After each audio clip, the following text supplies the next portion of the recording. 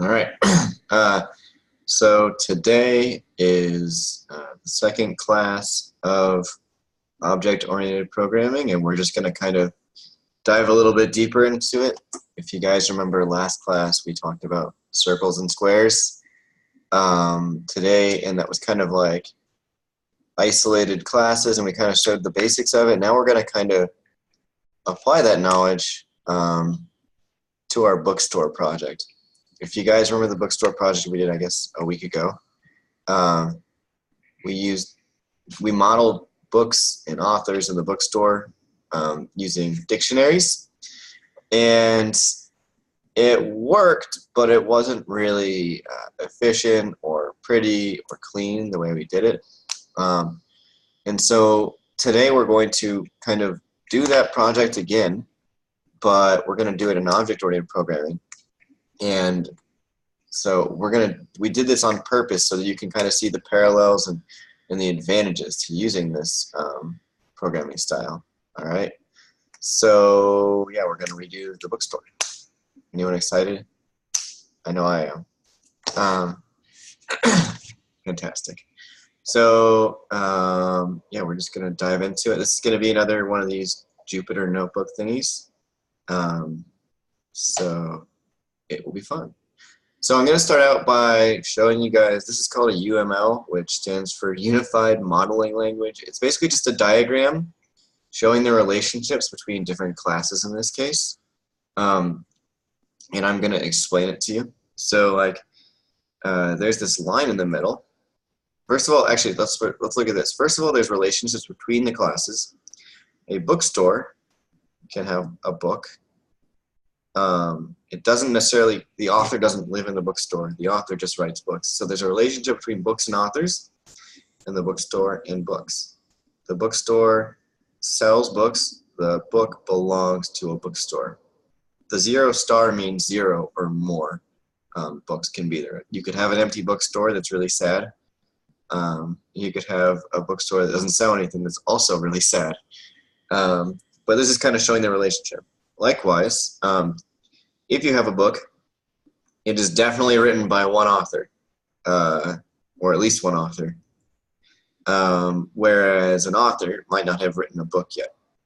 So there's 0 or more. So there's kind of these relationships. Maybe you're not an author until you've written a book. Maybe you're like a budding author or something. So anyways, there's going to be relationships between our classes. Before, when we had squares and circles last time, they were kind of isolated things. Yes, they both had the area method, but they didn't necessarily have a relationship with each other. Now that we're diving a little deeper into object-oriented programming, we're going to start having classes like a bookstore that contain other classes we create, like a book, or our author also has books. And so we're going to start paying attention to those relationships, and we're going to realize that you can put classes or objects inside other objects, basically.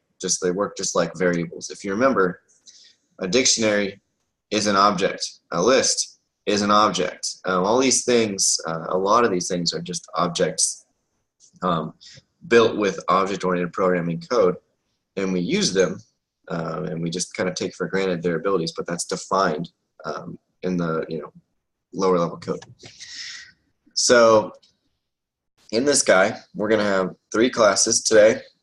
Again, when you're working with object-oriented programming, and you're starting with a project that you might have done with functional programming, and someone says, hey, change that over to object-oriented, because maybe it'll make more sense now that you have an idea of what that is.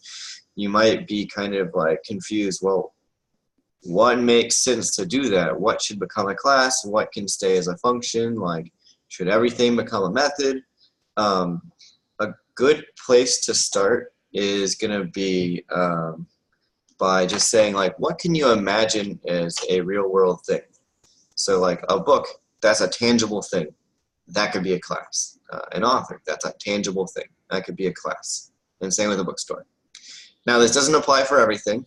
It's just a good starting point. You can have abstract classes that are not like tangible per se, but a lot of the things you're going to see are going to be tangible, depending on what you're working with, actually. So in this case, we've decided to, instead of modeling our book, author, and bookstore with dictionaries, like we did last time, with keys and values representing the name, nationality, and all that stuff, we're going to use classes for these. And so if you look at this diagram, there's this line in the middle here, and the stuff on the top, it kind of looks like a dictionary, but it's not. This is going to be your attributes. This is going to be the attribute name on the left and the type, okay? So your title is going to be a string, and your author is going to be an author. You're like, wait, there's not an author thing. Well, you're going to define a class, and that's going to be an author thing that is stored as an attribute inside your book, all right? Likewise, you're going to have, within the author, you're going to have a name, the string, a nationality, the string, and a list of books that that author has written. So it's a list, and it's going to have the book class, object of the book in class in there. And so these are kind of relationships. Can I interject a question? Yeah.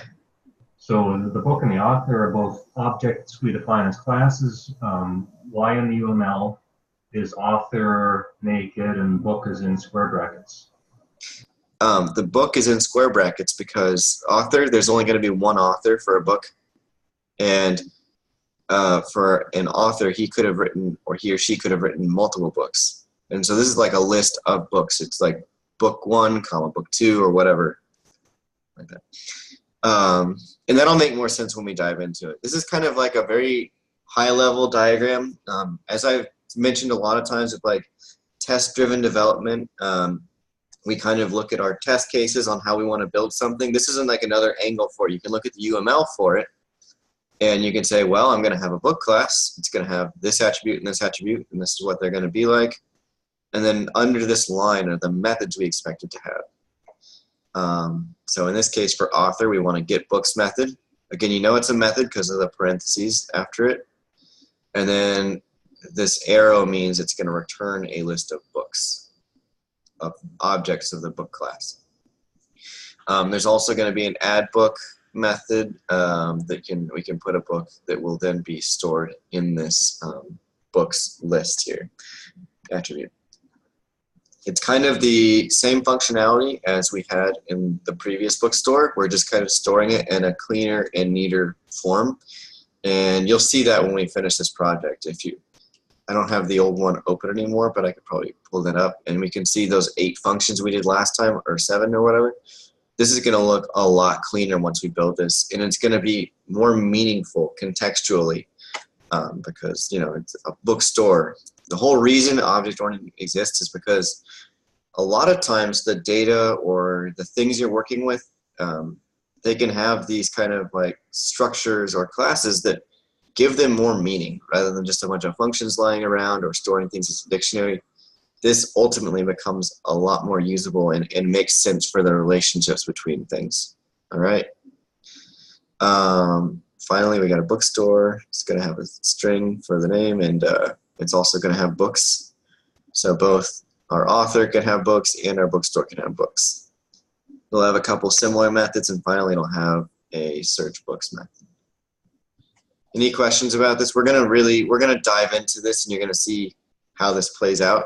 But this is kind of a high-level definition to get started with. I'm gonna zoom in because, yeah. All right, so we're gonna start out, and we're just gonna kind of build these out one at a time.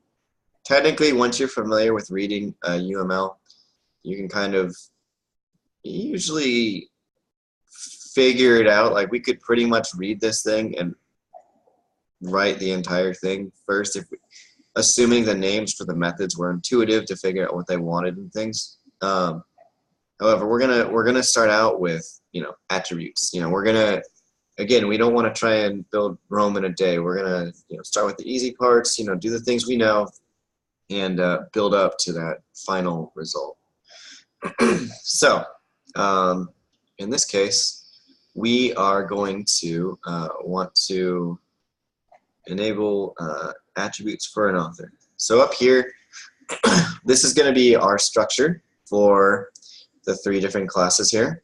And basically what we're going to do is we're going to add some features to these and then run some code here to test them, and then go back up and add more to this section of code every time. And the more we add to this part, the rest of these things will start working. All right. So the first thing we want to do is we want to be able to pass our author attributes. So when we create an author object from the author class, we're going to be sending it the name as the first parameter and the nationality as the second. And then after we create those, we want to be able to, just print them out to see that we stored them correctly as attributes. How might I do that? What method would I use to store those attributes?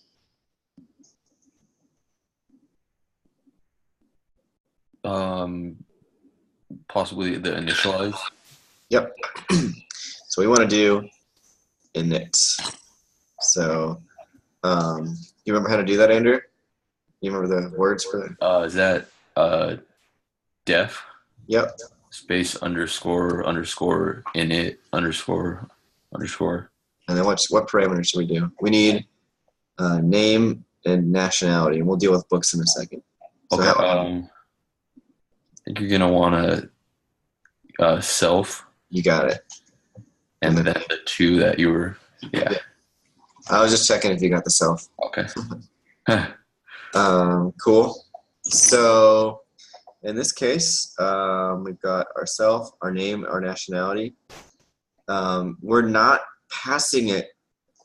So on here, we see that author does have an attribute called books. It's going to be a list of books. But if we see down here when we are creating the author object, we're not actually passing it a list. So we'll figure out how we deal with books in a second. Does anybody else want to tell me how to store these name and nationality attributes in here?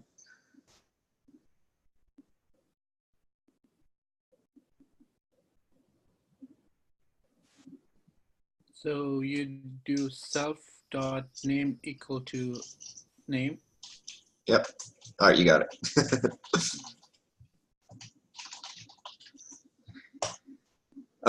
So these are great. We receive these 2 variables. In fact, if we run this code, this will work right off the bat. We are passing it these 2 parameters, and they are sent directly to our init statement, and we store them in our self. Again, self holds all of the attributes and information for a particular object. It's like self is saying, for that object, I'm going to have all these variables, in this case name and nationality, relating to that one object stored in there. And so we're just going to pass that in. So this code works. We know we're storing the name and the nationality, but we also noticed from that code we're not passing it the books. Any ideas for how we might want to do that?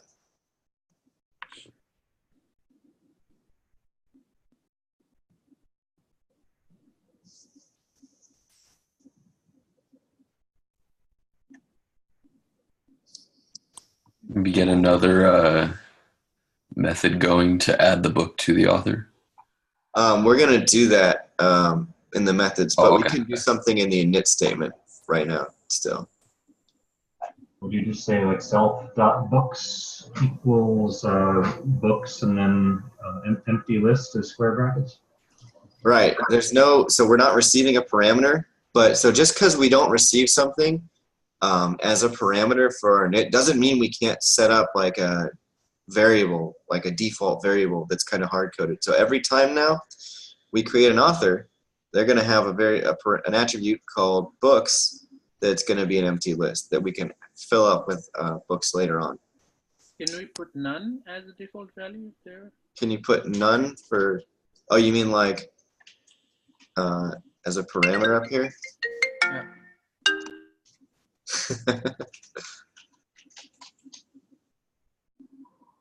Are you going to get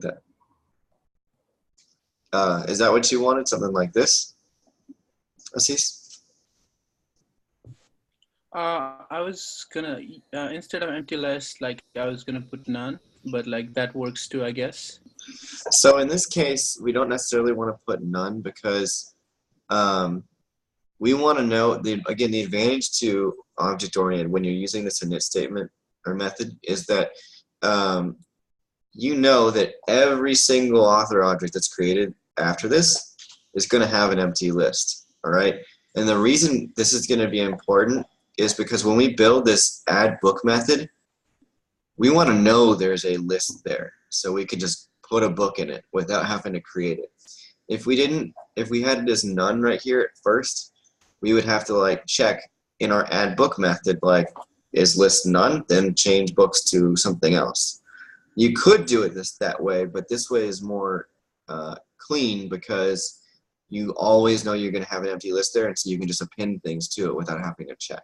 Does that make sense? Okay. Yeah. But that's the right idea. Like for the cert, well, we'll get there. We'll use some none for you later today. Don't worry. All right. So Another quick the question. empty books. What's I up? always get confused by when to use none and then when to use empty list.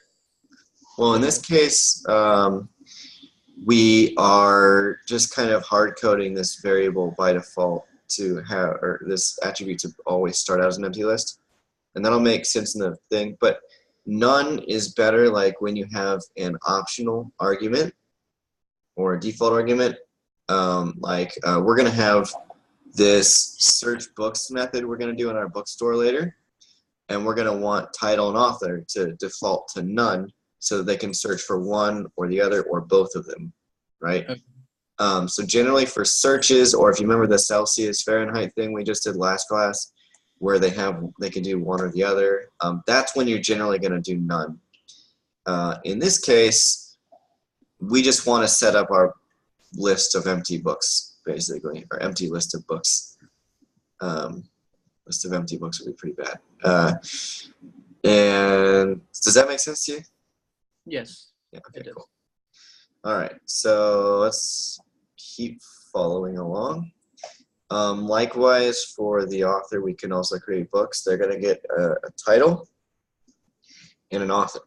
Now, this is not just an author string or anything. This is, we create an author object here, Poe, and we store it in Poe, and then we're saying the author is Poe, this object. Not a string, it's an entire object with its own, attributes and all that stuff.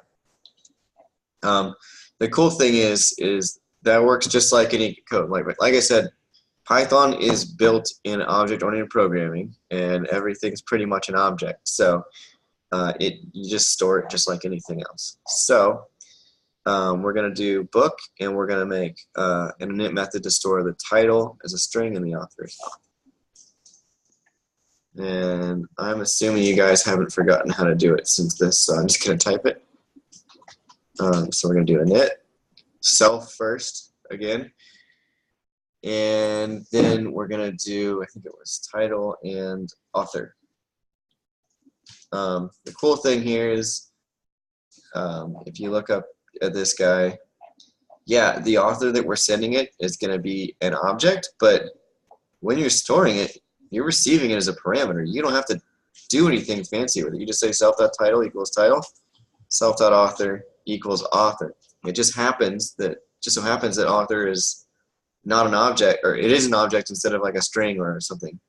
So the init statement still looks pretty much the same as this. We just don't need a list here. Any questions about that? General coding question. Just the way that you create the class or declare the class, the object is in the parentheses. Is there ever anything else that goes in there? Like what's? Yeah, we're going to learn about that next week, actually. When we learn about inheritance, it will be for next Thursday's class. Object is kind of like the most high-level thing, but eventually you can basically high-level definition of inheritance is that like you could have a car class, and then you could have a subclass called like Chevy that is still a car, or you could have, no, a better one is like vehicle. You have vehicle, and then you have 3 subclasses like truck, motorcycle, car, or something, and you can actually put a class name in here. So if you remember when we were creating exceptions, you had the word exception here. And so that's saying that is of the exception class that we're creating it from. But you're going to learn about that stuff next week. Sure, okay. And if you were a businessman and you owned a bookstore and a pet store and a candle store, then you might have a general class of store that you could initialize from. Absolutely. The advantage to doing that is sometimes they're going to have some shared methods or attributes that all your stores are going to have in common. And then the more specific ones will have some additional things. But it's like, it's all about don't repeat yourself. If you can share a method between different types of stores, like you're saying, you'd want to do that. Any other questions? Okay. I'm going to run this code again. And so now if we do this, what do we do? Object takes no parameters.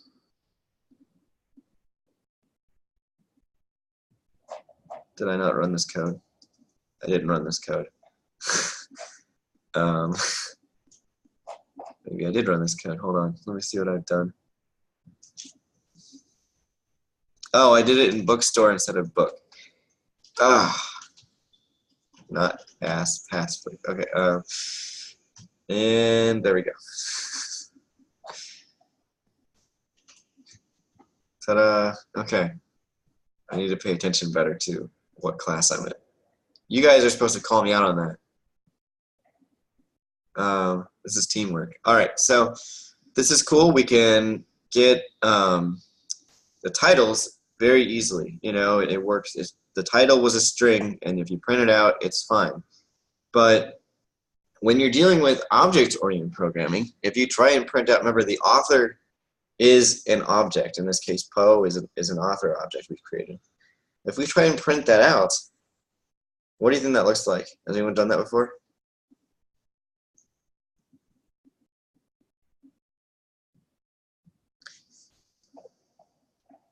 It's not pretty.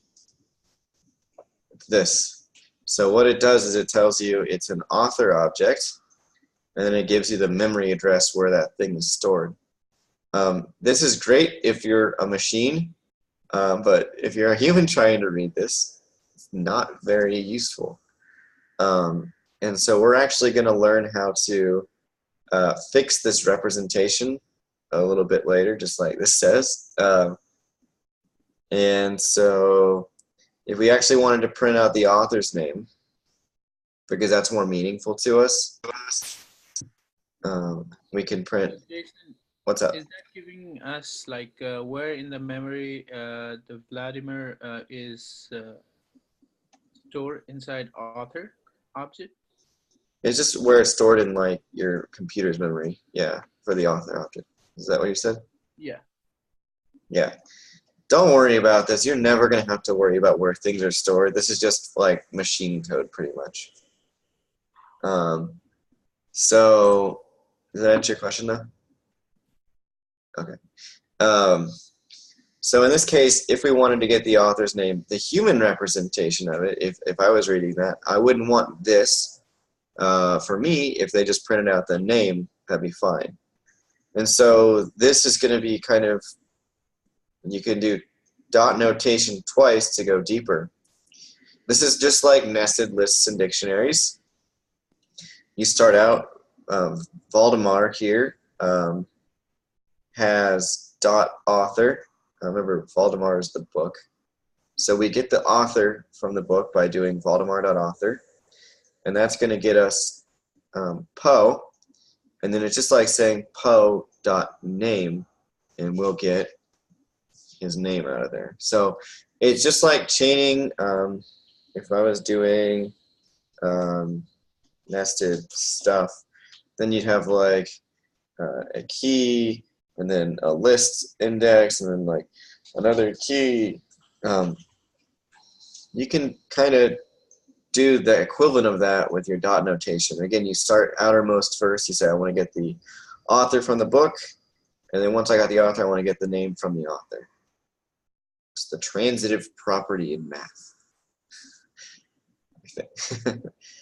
Does everyone follow this? Everyone cool with that? All right. Reverse relation. All books are written by a certain author. So this is building up to now, we're going to have Poe. We're going to create an author object, Poe, again. And then we're going to create 2 books, both by Poe, Valdemar and Raven. And again, the author here we're saying is the same one. And the reason we're setting this up is because we want to then do the get books method on our author. All right? And after that, we'll be able to check individual books. So now our goal is to build the get books method. So if we go here, or we can also look up here first. We know get books should return our list of books, and it doesn't receive any parameters. Again, if you're defining a method for a class, you just put it 1 indentation level in, just so you know it's a part of the class, it's a method. And we'll say get books. And what parameter do I need here? Brandon? I'm calling you out. I don't know.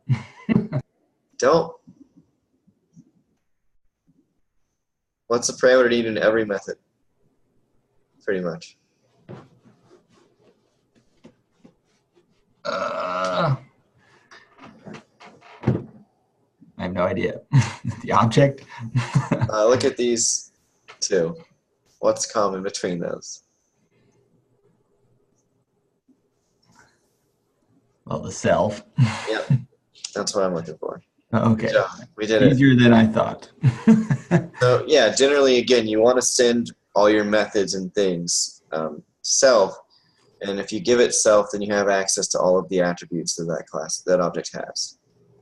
So in this case, because we do that, we'll have access to our list of books here that may or may not be filled up with stuff, so we can then get them. Does that make sense? Yeah, it does. Okay. You're good. Mike, did you have a question? Yeah, just trying to get my head around. I mean, I understand why that was there, but I don't have a good concept for it. Do you have an analogy? Hold on 1 second. 1 second. I had to mute everybody. Can you say that again?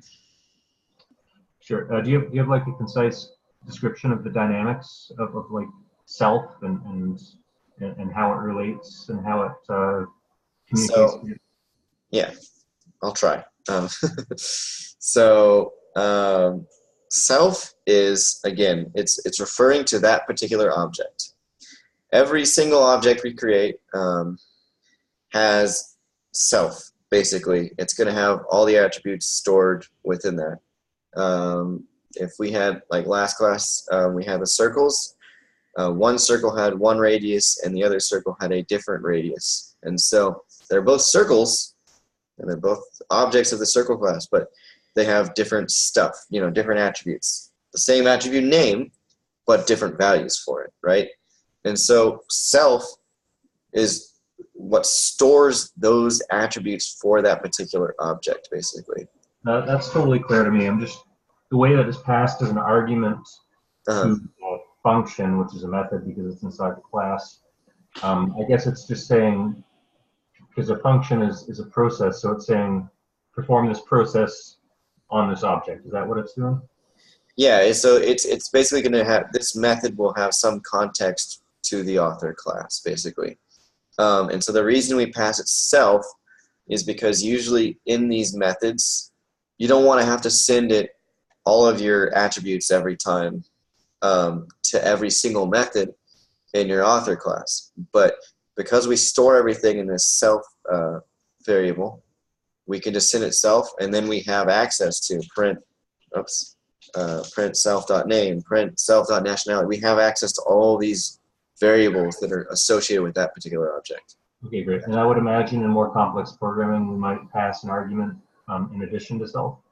Yeah, this one, usually these get methods are really, really, really simple, and they're just to like pull out an attribute or something.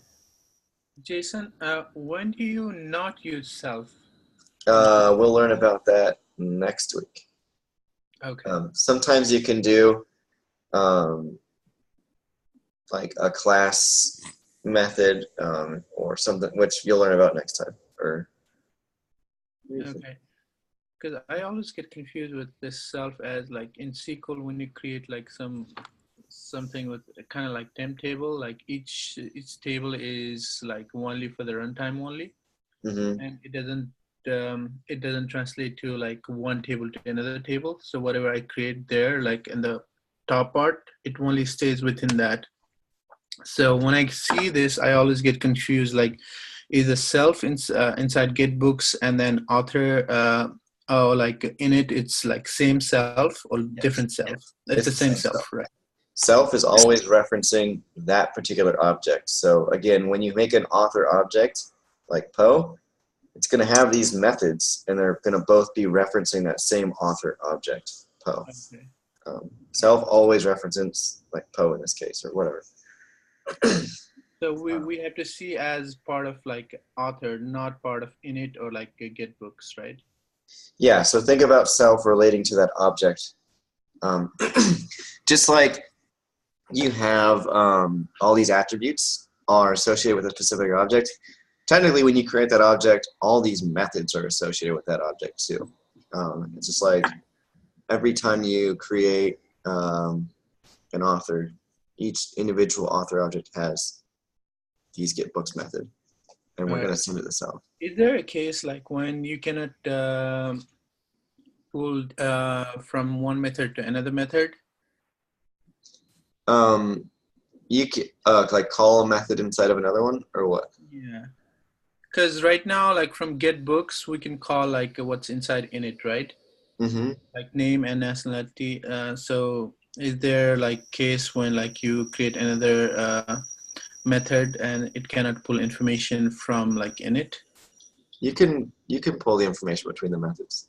They can work together just like functions. No, I get that, but like what I'm asking is like, is there a case like when you create a method and like two method inside a class does not connect, like where you cannot pull information from each other? Can you make it like that way? Where you don't want to pull information between them? Yeah. Let me think about that for a second. What case would you not want to pull information between them? I don't know. I'm just thinking as like, you know, just curious, because like these two methods, they can put information from each other, but like, is there a case like when like you suppose create like any method and then you cannot pull the information from each other, or like you just want to make it private? Not off the top of my head. I don't usually do that much. That might be a thing, but I have to look that up. Okay. I normally want to see, I'll have all my data visible. Okay, no, I'm curious. I don't know if that even exists or not. Like, I'm just curious. I don't know either. Okay. Good question, though. You got me. All right. So, how might I do get books? It expects us to return our list of books. How would I do that? Any ideas? It's very simple. Just return self.books. You got it. It's as easy as that. So like I said, these get methods, sometimes in programming languages for object-oriented, you're going to have set methods that just change an attribute. Then they'll be like self and another thing. Those are pretty, I don't know. I don't really care about them. But and you can have like get methods, just pull out one attribute and return it. Very simple, but for some people, it's a convention they follow. I'm not in love with it because I know how to pull out an attribute just fine, but some people like that for like the interface. in terms of like just doing a get books met. All right. So we need to do. Let's see here. Let me check here. All of our books. Oh, I know what I have to do. So for this to work,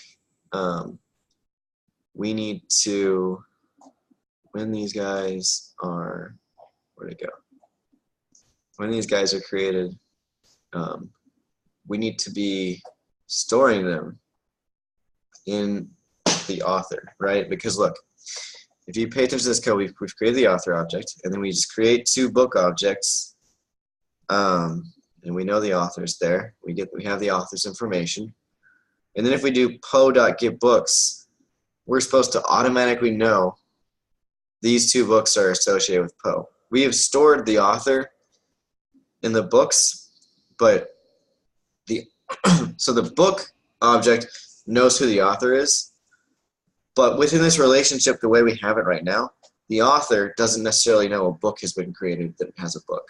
Does that make sense to you guys? It's kind of tricky. We receive the author as a parameter when we create the book object, but we don't update any information in the author class currently to tell it that there's a relationship there. If we look back up at this guy, we create a book, we give it the author, and we have to like fill up this books list somehow at the same time that the author created that book. Does that make sense? Anybody? I think I'm getting it. Okay, cool. So any idea how I might want to do that when these books are created? Add it to an author, add it to that book list on the author. Any ideas? Some appendage, possibly, if it's Appendage. like cross-class. Yeah, but where would I put that append state? That's the question. So you mean in which class you want to put it, or like which method? Yeah, what you tell me. Can you go up to that book code again? Sure. Like this part up here? No, the code. Okay, right here. The defining book.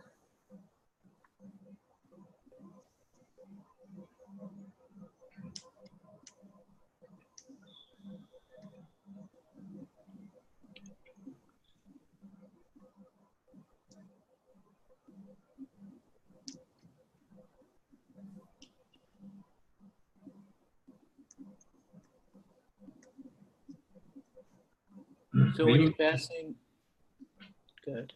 I was going to say, could you share the notebook? Or In your class resources from last time, maybe. I'm not sure. okay, is it in the GitHub repo, the main one? Yeah, I can link it. That's right. It's in the GitHub It's repo. the same one as Monday's class. The repo just had two activities. One's for today. Let me link it in the chat. You mean Tuesday's class?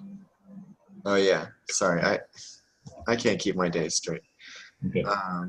Yeah, I'm gonna go look at it so I can think a little.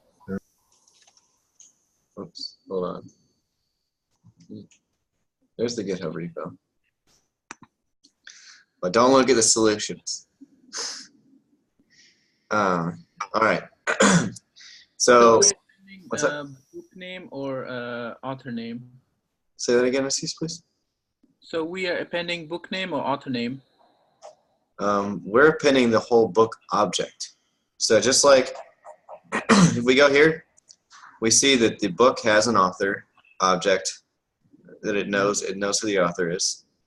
And the author should know a list of the book objects. So we're not just looking for a string of the name here, we're looking for storing the entire object there so we get all the attributes associated with each object. Does that make sense? So, yeah. Can you go back to code again? This code? Yeah. So we need to append that inside author. Where? That's a good question. Self.books dot append the author. Self.books.append. All right, so we'll start with this. We're going to do the add book method from this thing here. We need an add book method, all right? So we'll start with that. I probably should have started that first. Hey Brandon, what's the parameter here?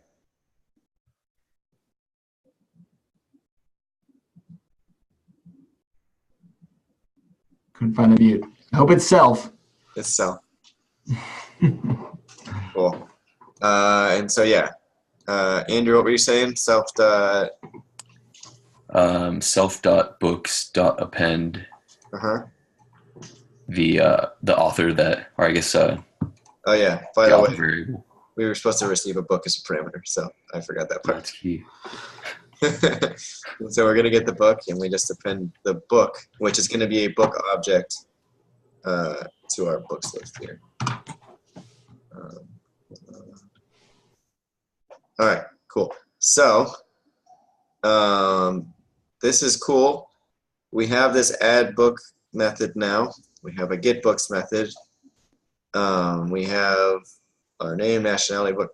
If you look at this and you compare it to this, we actually have all of the things for author matching the UML here. We're good with author, kind of. There's some other stuff, but maybe. So the problem though is in this code, where did it go? Here, we never call author.addBook in this line of code, and yet somehow our author is supposed to get the books added to it. So pay attention to what I'm about to say and try and figure it out. So when a book is created, somehow we tell the author that that book is a part of its list. How would I do that?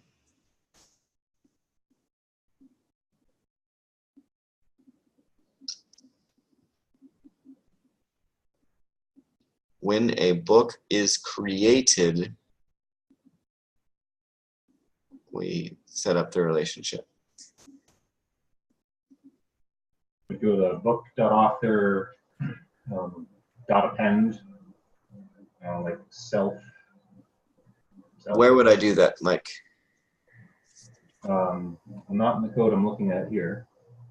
When you add a book, self.books.append book, self.books, self.author.append book. Where? Like, where in the code are you saying to do this? Like, what? Where your cursor is when you're adding. Here, we've already got this. We've already got the add book, right? The question is, all we've done here is we've created an author object and we've created two book objects. We never called any of those methods specifically. Something is happening behind, or needs to happen behind the scenes, such that whenever we create a book object, it automatically adds it to our author book list. Okay, so we need some conditional logic. Uh-huh. Can you go back up to the functions? Right, so add book, self and book. So the only time so if self. Where are you? Keeping track. Yeah, in there, like underneath there, I guess. Okay. No, I'm tired brain. I'm having trouble keeping track between two screens and keeping track of what the question is, to be honest. Can you ask it again? Yeah. We create, so that we're not calling, first of all, we're not calling either of these methods, all right? In this code here, all we're doing is creating an author object and then creating two book objects, and we're telling it that the author object is, or what the author is as a parameter there. Yeah. So the book knows the author, right, when it's created. We're setting attributes. We're not calling methods. Is the answer as simple as like here, we need to actually call one of the methods, call a method? Well, we're not going to change this code, but we can call a method, but like in a very clever location. Can you do it in the initialize function for the book? Yeah, that's what I'm looking for. So, how would I do that?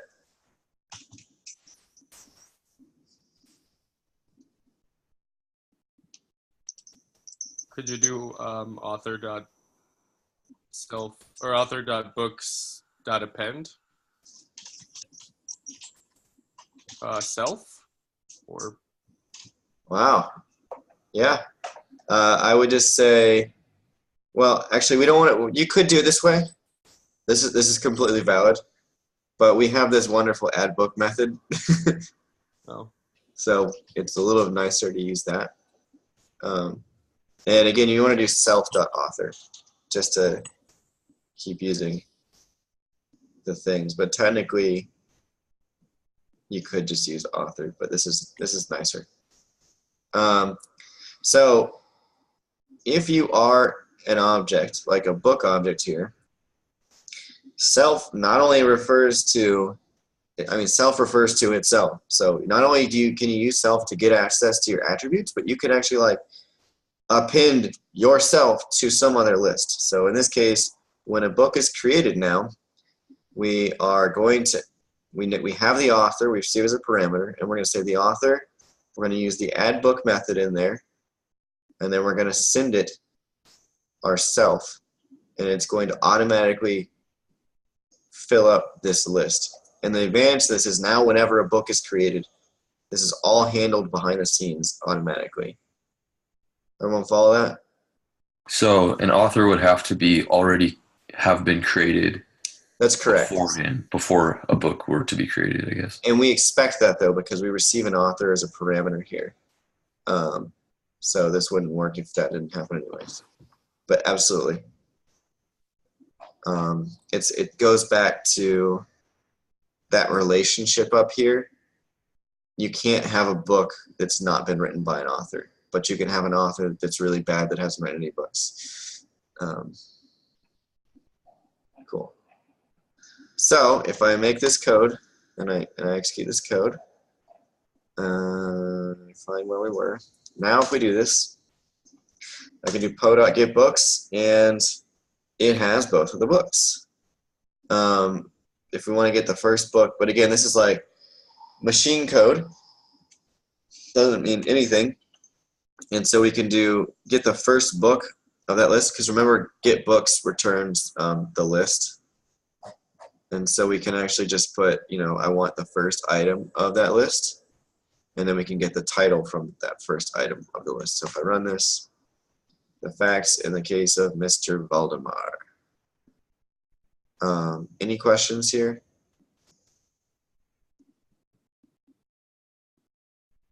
Okay. Finally, so we've kind of tackled, the book class. Really simple. It's pretty much just this. The author class, we've got all the methods now. We've got all the attributes, and we've built this relationship. When a book is created now, it has an author, or we tell it the author, and the author automatically adds it to a list of books. So that's kind of showing like how these classes can have relationships, or these objects can.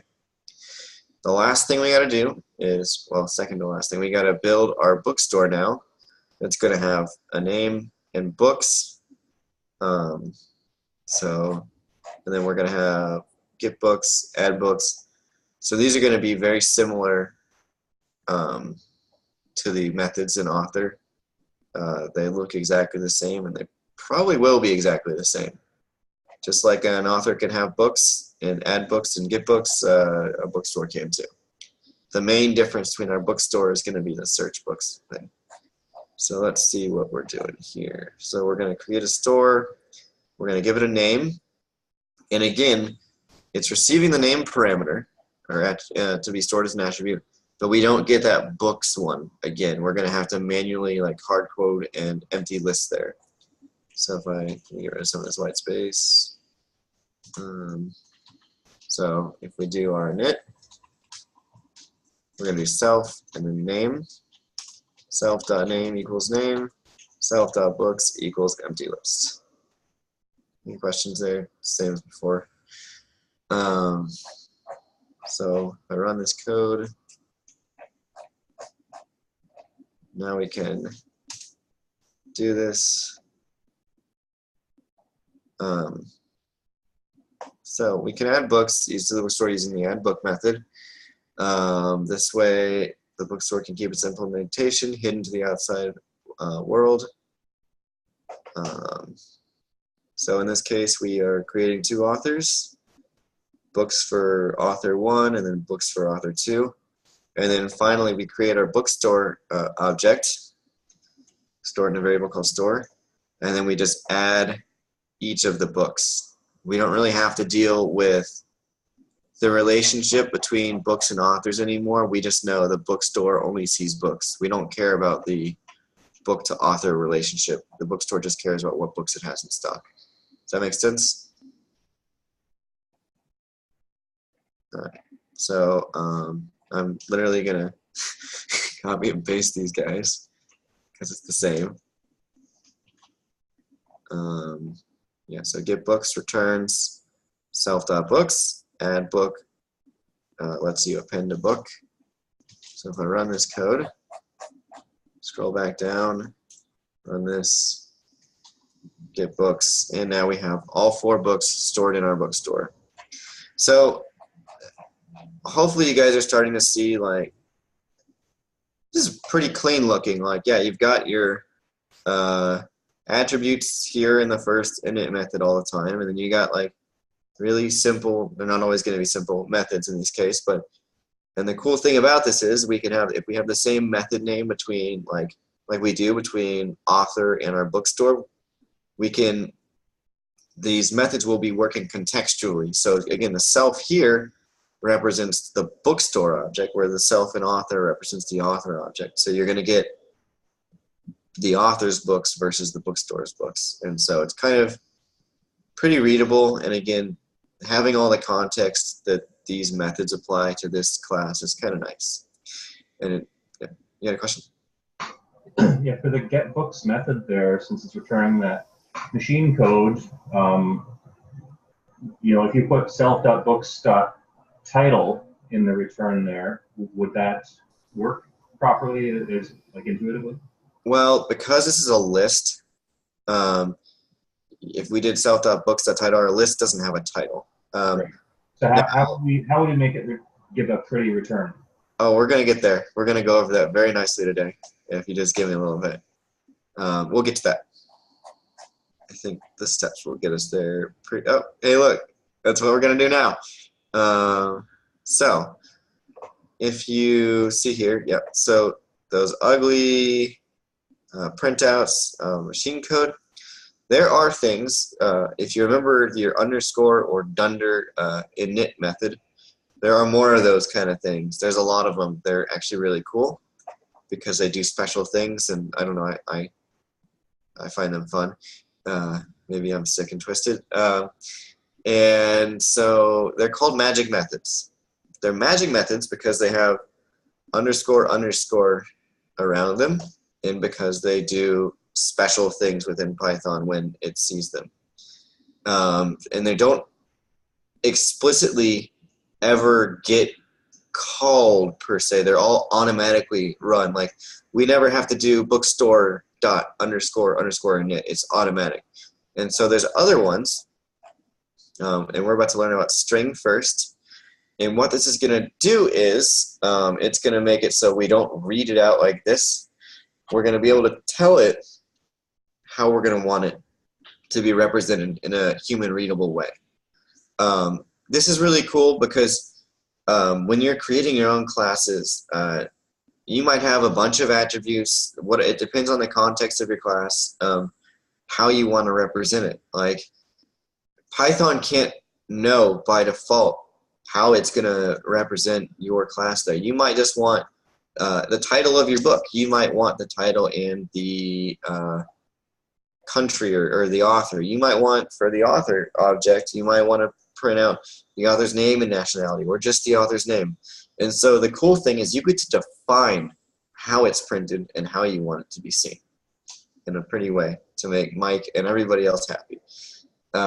So in this case, we're going to use the string magic method. And yeah, you're going to learn about these for Tuesday, not Monday. And so if we go here, what are we doing? Author?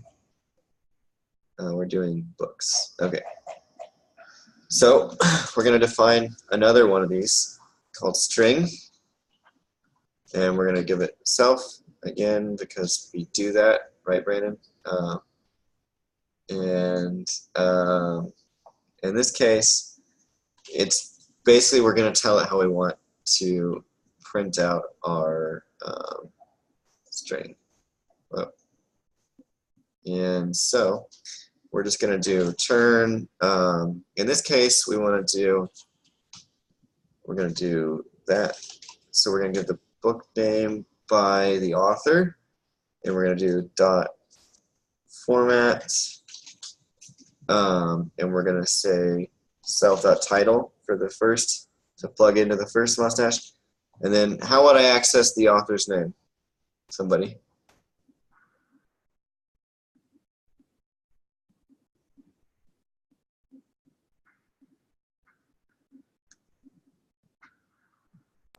Self.book.author?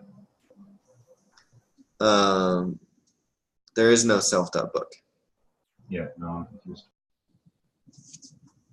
You're close though. You're on the right track. Look at the. We only have two attributes. Self.author then. Self.author. What? Sorry, what are we looking for again here? The author's name. Oh, dot name. Yeah. I thought this was a trick question or something. Okay. Sometimes they are. Not today. So in this case, we're just gonna say, again, we we get to define the string, which is cool. We get to say how I want to print it. I might just want the title, but in this case, I want to give a little more information today and say the title by the author's name. So if I run this code, go all the way back down here. What have I done? Hold on a second. Let me do that right.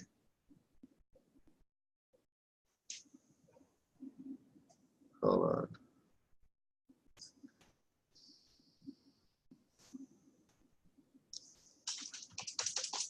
Maybe I didn't run it. Oh, I have to rerun this code up here because these weren't. Basically, if I change the code for the classes, I have to rerun when they're the objects are created. Because again, the objects, not only do they hold the attributes, but they hold the methods that they had when they were created. And since I changed the class and the methods after I created the object, the objects from before didn't have the string method. Is that a big caution for production code? Like if you change a class, you destroy all the data that was in that? Not really. It's just going to be something like we're going to see right here for this. But normally in production, you're going to have your class all finished before it's in production, and you're not going to be adding methods. And yeah, I don't think you could just store your data and then put them back into new classes. You might have to do some manual stuff to like transfer the information, but you could. It's not a big deal. So in this case now, we added the string magic method, and now we say Pride and Prejudice by Jane Austen. And so we've given it this human readable thing instead of this garbage. So that's great. If we print out the books individually, this thing is great. We've done that. But if we print out a list of the books, it still looks like junk. And that's because when it's stored in like a collection, it's kind of still machine readable. That's just the way it works. And so because this is explicitly saying print, and you're automatically, when you do print, you're turning it into a string. If we print out get books, you're printing out the list and not out the individual items inside the list, okay? And so when we do store.getBooks here and we're printing this out, it's focused on printing the list, and it's not focused on changing these individual guys. Does that make sense? Yeah, so we're going to go to the getBooks method. So what we're going to do is we're going to use another magic method called representation. String is generally a human readable one, and represent is usually a machine readable one. And this is the one that's going to change it when it's inside like a list or something. That's not automatically being converted into a string explicitly. All right, so we're going to build one of these guys.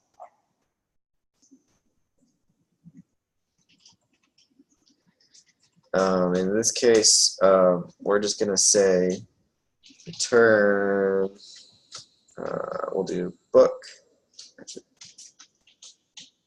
And sometimes, like, so in this one with representation, you generally want to give it all the information it would need to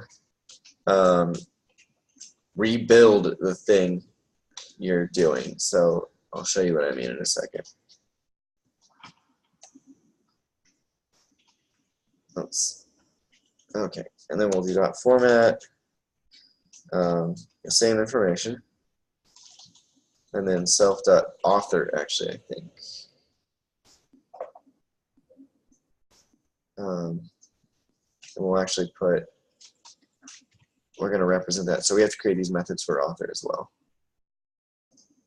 So what we're going to say is because we're passing it an author, so the goal here is that this is going to look like the thing we would do to create that book object. So this is like, if we were going to recreate it, we would literally just take this, copy and paste it, and store it in an object or in a variable, and that would create the same thing.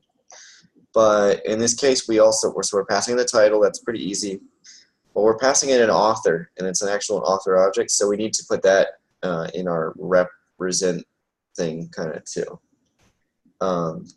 So I'm going to go back up to our author, and I'm going to define that up here as well. And we'll see what this looks like in a second.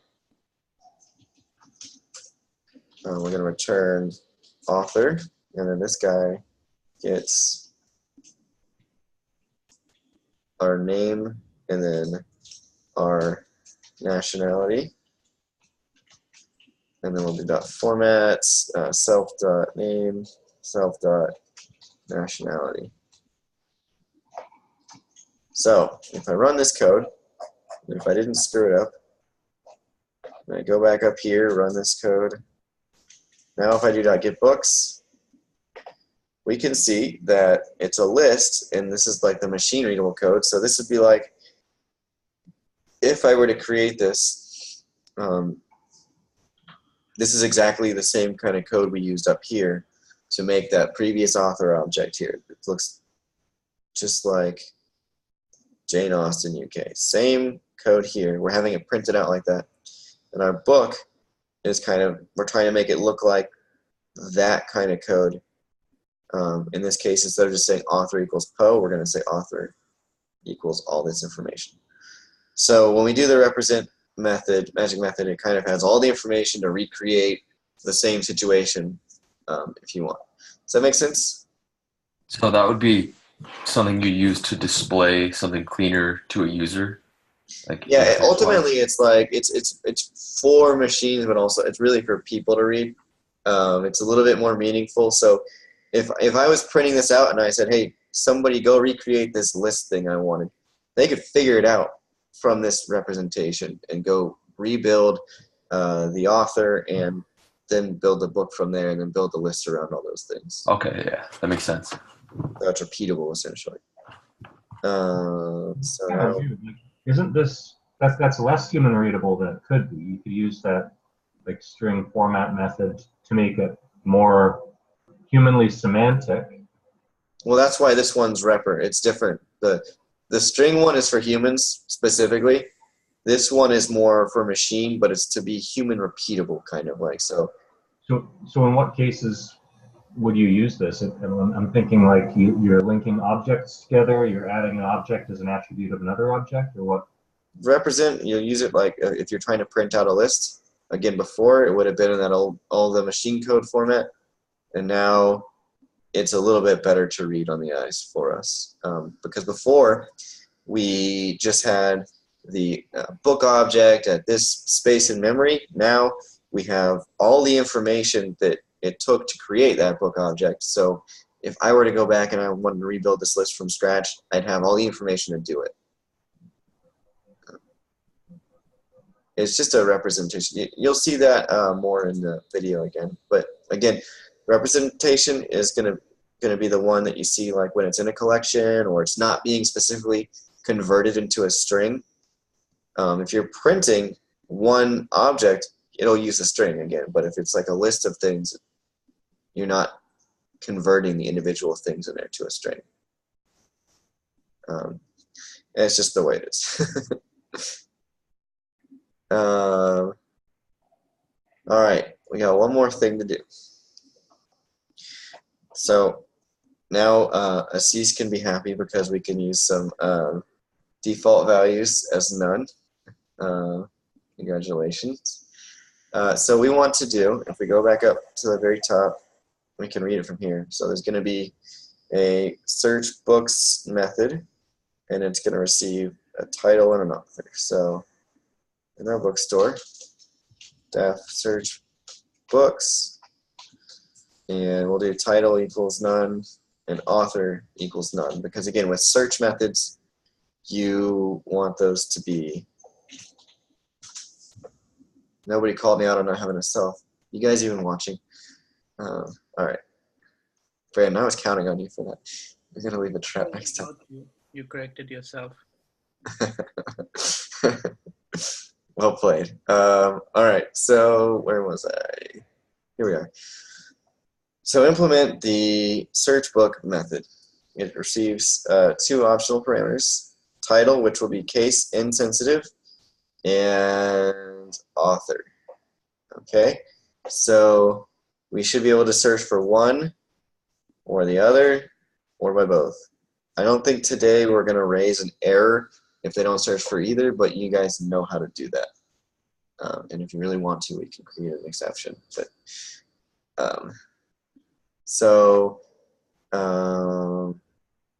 yeah, we'll either pass it the search by author or search by title. And note, when we're calling these methods, we're doing keyword arguments again. Because they are default values, we have to specify which one we're searching for, or both. All right? Any questions about this one? Okay. So we're going to fill this code in. Any idea how I might want to start?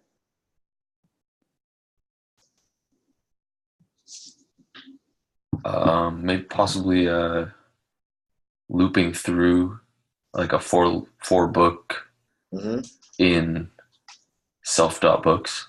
Okay.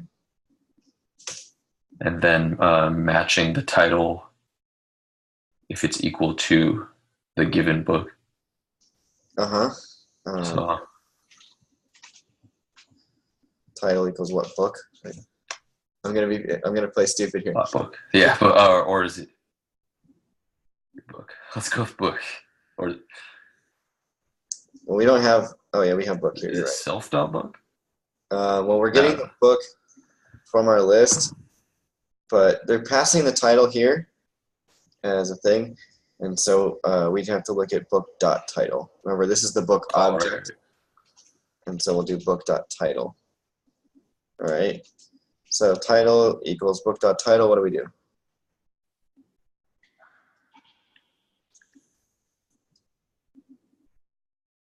Return book.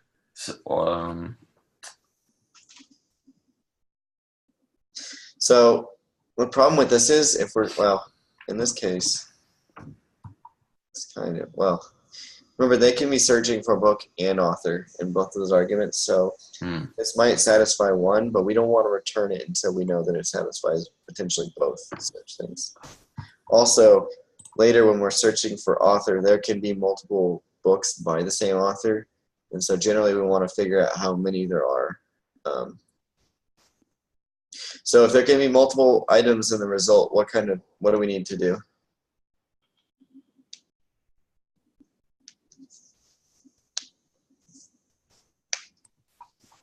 Possibly using an or statement.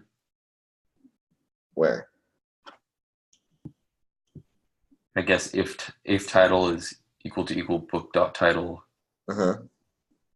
and maybe and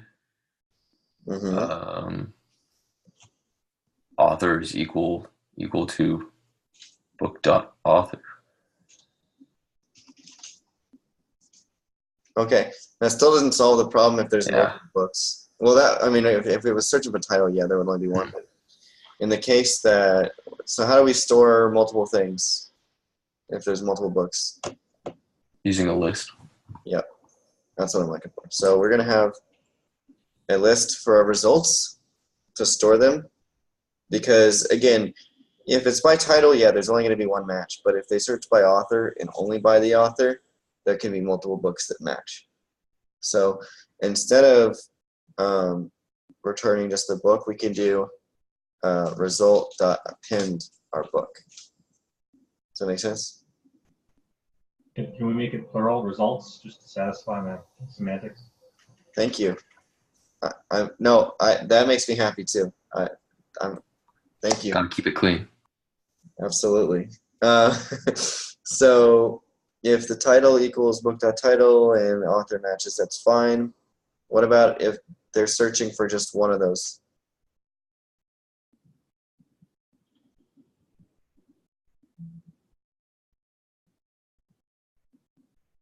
So here's the problem with this code right now. If they're sending title, perhaps, like, and the title's a match, that's great. But if they didn't send an author with that title, you're saying none equals book.author, and this and statement would say, hey, that's not going to work ever. Start with What? One of you guys. Assis, what did you say? I was saying, like, just change it to or instead of and. Well, if we do or, then if they're searching for both, if the title's a match but the author isn't a match, then your or would make it still enter the if statement. If not title, would that work? If not author? So you're on the right track. Let's backtrack. Before we start figuring out these guys, let's figure out what they've even searched for, because right now when you have this, you're assuming they searched for both the author and the title, and they might have done one or the other or whatever. So what we can do is we can just say if title, if they're searching, if they provided something here for instead of none for the default argument, then we'll do like something like to check if it's a match, and title equals book.title, we can append it. Does that make sense?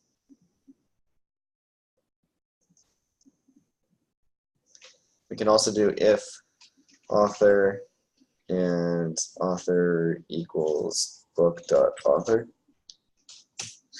We can also append it.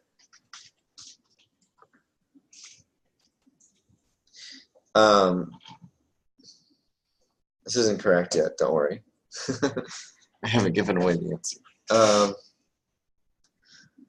But the problem is, if they sent both of these, and it was a match for both of these, and they got the title right and the author right, well, then we'd say if the title matches, append it. If the author matches, append the same thing, and we'd append it twice, and we would double our result. So we don't actually want to do it that way. So what we can do is we can do if title and author and title, and combine them both up top here. And it's really long. and author equals book.author.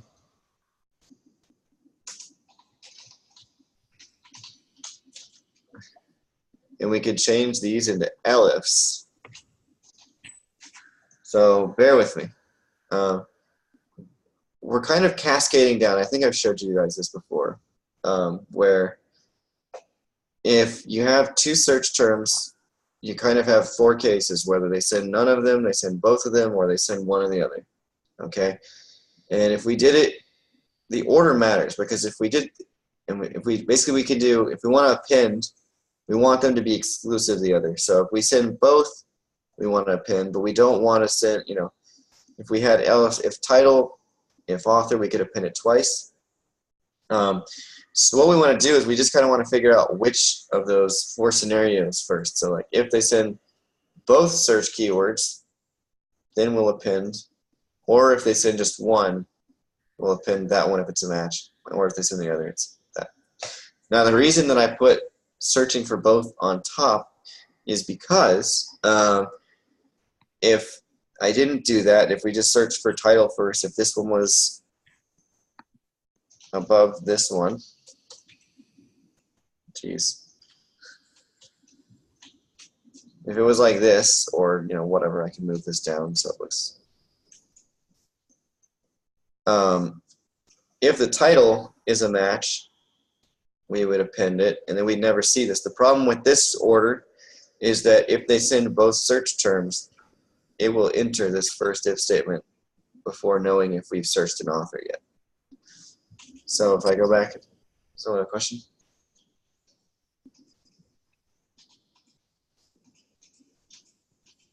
There we go. So by doing it this way, we check to make sure they're searching for both first, and then we check the conditions to see if they match, and then we append it, or we check one or the other, because if we pass this if statement, because this is elif and they're mutually exclusive and we know we didn't enter this block, then we can check the one. We know that it's not both if we get past this, and so we can just check the one or the other. Does that make sense? This is still terribly inefficient. But I want to show you, I want to get you to where we are. Assis, you have something to say, or are you muted? Oh, okay. This still sucks. And then obviously we return our results. So we're going to do it another way. And I know I've showed you this guy. You guys remember the missing finger thing that I talked about that one time? We're going to think backwards again. And so, and I think Mike was hinting at this. Yeah, if not, if there's no search for title or if there's no search for author. Well, we still need to check which keyword they're searching for. So hold on, let me just redo this whole thing. We still want to check if they're searching for title first. But now, instead of looking for a title that's a match, we're going to look for a title that's not a match. So we're going to say if title and title is not equal to book.title. And then we're going to just move on to the next book. As soon as we find it's a not a match, then we just do continue, and it would go on to the next loop and the next book to check if it's a match. All right. Likewise, we can do if author and book.author is not equal to author, continue. So this is 4 lines of code versus 6, and again, this method works if you had more than 2 search terms. That way I did it at first with those 3 if statements would become like probably like 7 or 8, depending on how many cases you wanted to deal with. And this way is just a lot more effective. Finally, we can just append it if it doesn't get there. So with the results.append book. Does this make sense to you guys? Okay. This isn't the best yet, though. If we go down here, wherever it is, it says title is case insensitive. So we want to be able to search for, and also we want to search for Pride and Prejudice here. And all we're doing is giving pride in lowercase. So we don't want to get the whole thing to match. We want just like a search term. So how would I change my code up here, wherever it is, to do that for the title? You make them either both lower or both upper. Good. And then that works for the case thing, but what about finding out if it's just, what if it's just a keyword in a part like pride, for Pride and Prejudice? How do I make sure it's just a part of it?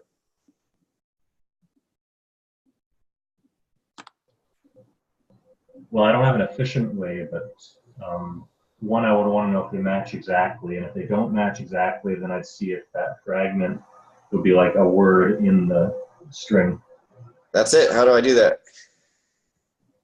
If title, title, and title lower is not.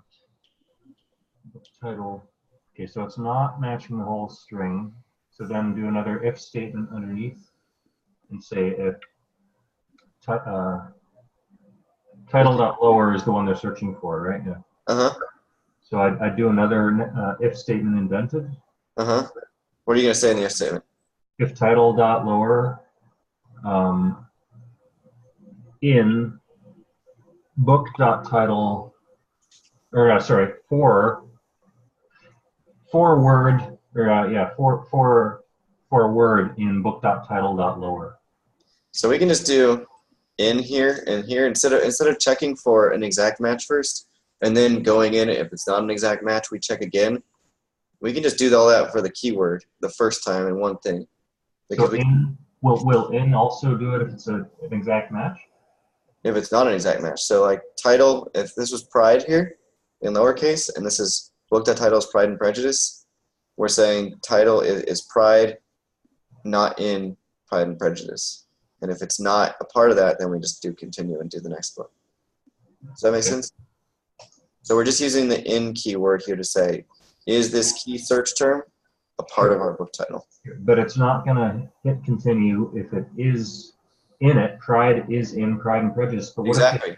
What if they search Pride and Prejudice, the full term? It'll still work. In applies, okay. Yeah, in is good because it does just a part of it or the whole thing. Okay, I didn't know that. Because semantically in human language, in would imply only a fragment, not the whole. Okay. Gotta think Python style now. Yeah. So again, if it passes the test now, so if we send it a title and an author, and again we're doing this negatively. So again, if the title is in, if Pride is in Pride and Prejudice, Jesus, I can't say that. If title is in Pride and Prejudice, then we're not going to enter this if statement because it's looking for if it's not. We're trying to find problems here. And so we wouldn't hit this continue. And if the author is a match, again, we wouldn't hit this continue. And then we just append our book. So if I run this code, we were going to rebuild all our books and authors. And now if we search for Pride, we get, again, it's a list, so we're going to get our representation of it, and we'll get our Pride and Prejudice book. Make sense, everybody? It's that way of searching is unintuitive. Like, it's just, again, I wouldn't expect any of you guys to come up with that on your own. It's a trick you have to learn by seeing someone do it, and then you just remember you've seen it before and you use it later, and you spread the good word. It's not intuitive, but it's really efficient. Any questions?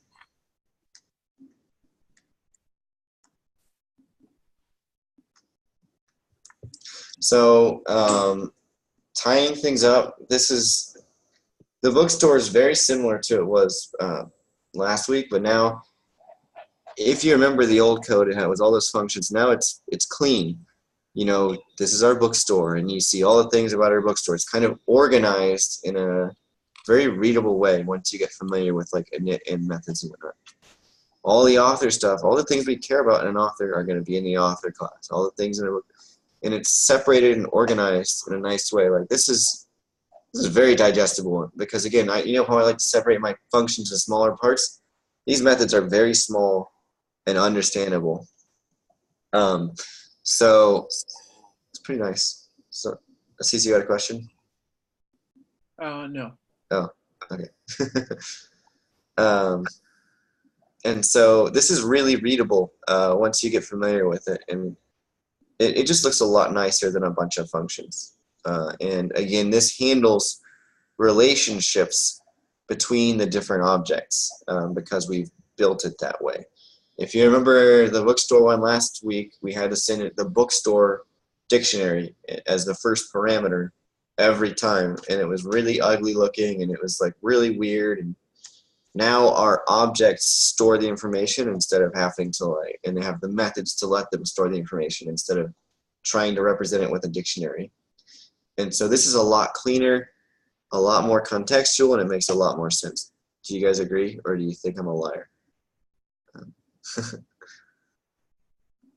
Still kind of hard to digest the not in, just the logic behind it, but it definitely seems like it's more concise. So again, the advantage there is if we have more search terms later on, if we look for problems and we kick it out and just go on to the next thing in the loop, we can do that in 2 lines for for every search term.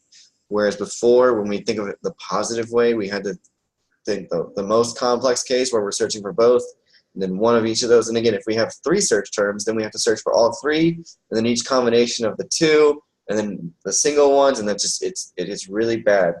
And so in this way, we're saying, hey, I just want to look for a problem. If there's a bad thing, just move on to the next one.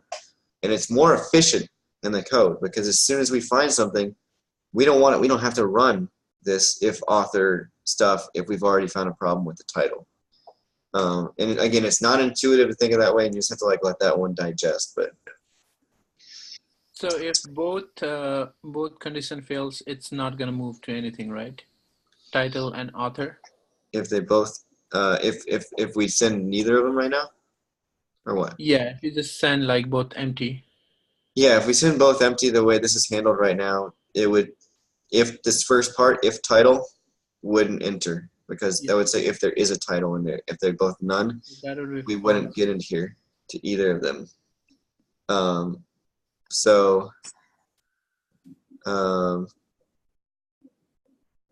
That might be a good way to break it. So in this case, what we would do is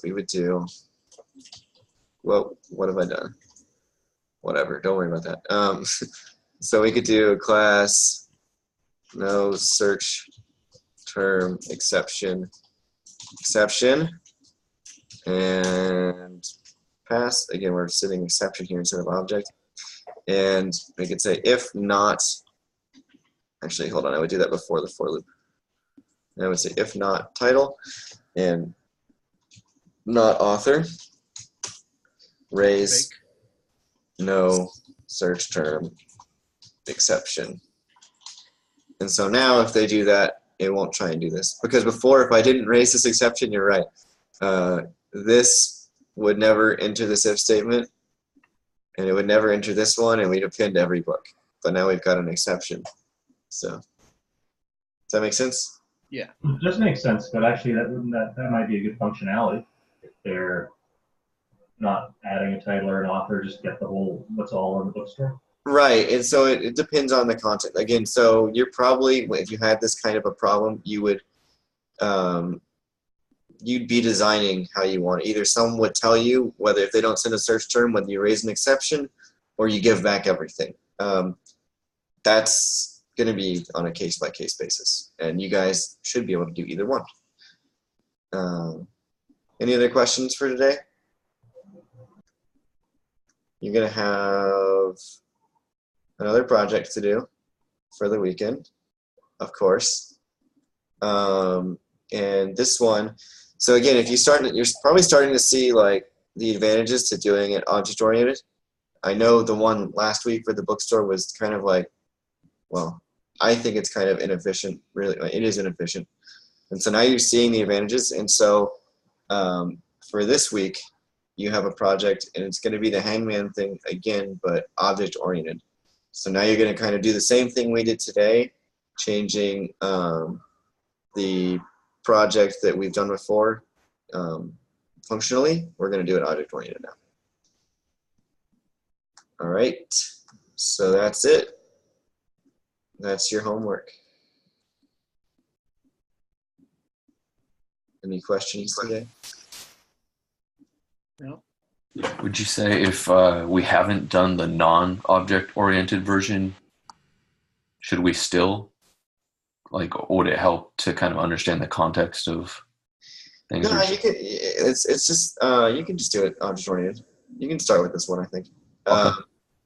It's just like you didn't learn per se the reason why object-oriented is so handy, but you'll still get value in it. And I mean, if you have time, you can also do it first. I don't know how much time you have. Full time Well, then hit it. at the moment. Do them both. Where is the project specified? It should be in the event thing again. Event, what thing? Like in the main curriculum? Yeah. Okay. That's where they should always be. Let's see here. Well, I just haven't caught up with it, so I haven't got to it yet. I feel you. Let's see. So if we scroll, where are we? Yep. So right here, class 2, object-oriented hangman game. So that's it for today. Now you've seen a project that has kind of relationships between the things, and you're kind of probably hopefully seeing the advantage to using that way of programming. And yeah, you're free. Get to work. Thank you. All right, have a good weekend, everybody. Thanks. All right, you too. Thanks. Thanks, everyone. Thanks.